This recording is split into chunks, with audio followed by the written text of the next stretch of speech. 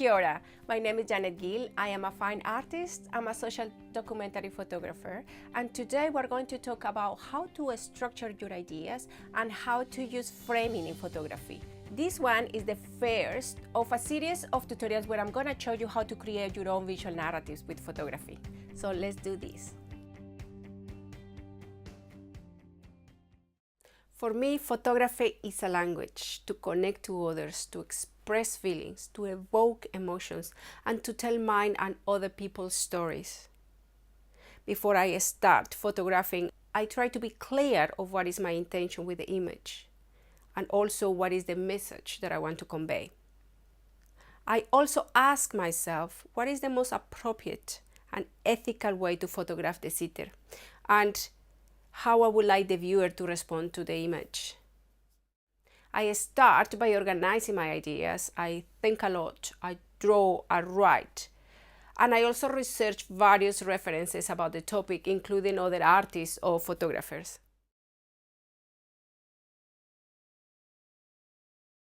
I really believe that if you have a clear idea, it will be easier to know what to photograph, and it also will be easier to communicate your idea effectively.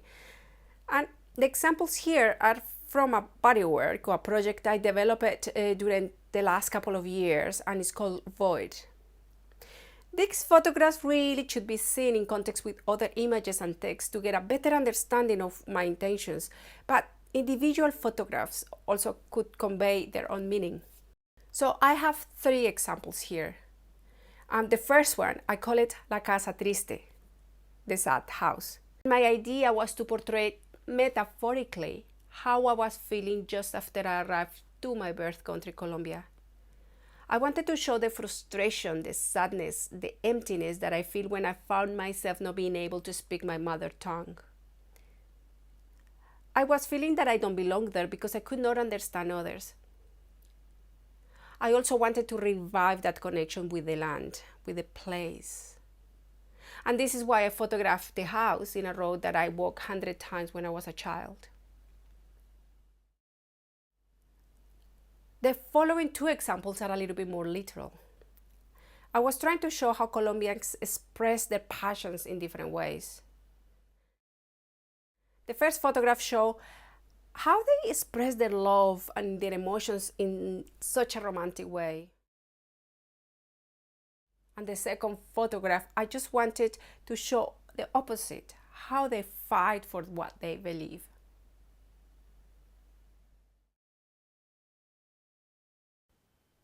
The next tool that I'm going to talk about is the framing. When I am photographing, I always ask myself how to create a well-composed image and how I can give enough context to the main subject and avoid distraction from the viewer. I notice that many people focus on the subject and they forget the background. But everything that you include in a photograph will add to the story or what you want to say.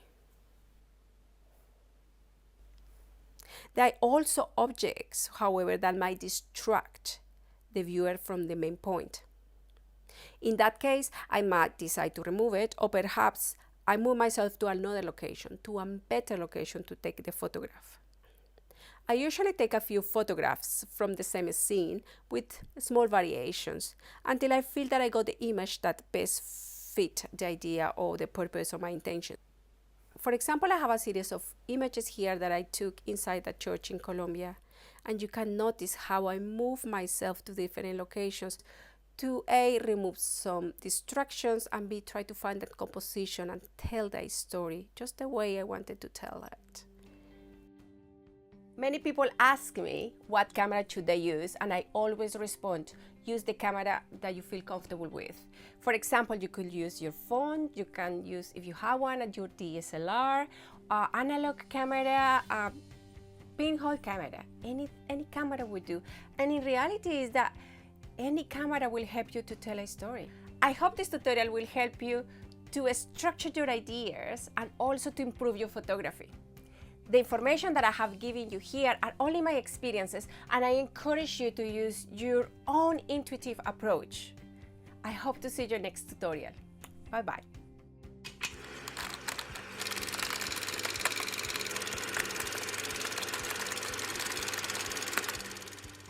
you want to know more about our tutorials or our projects, please go to www.janetgill.com or follow us on social media, and I put the links below.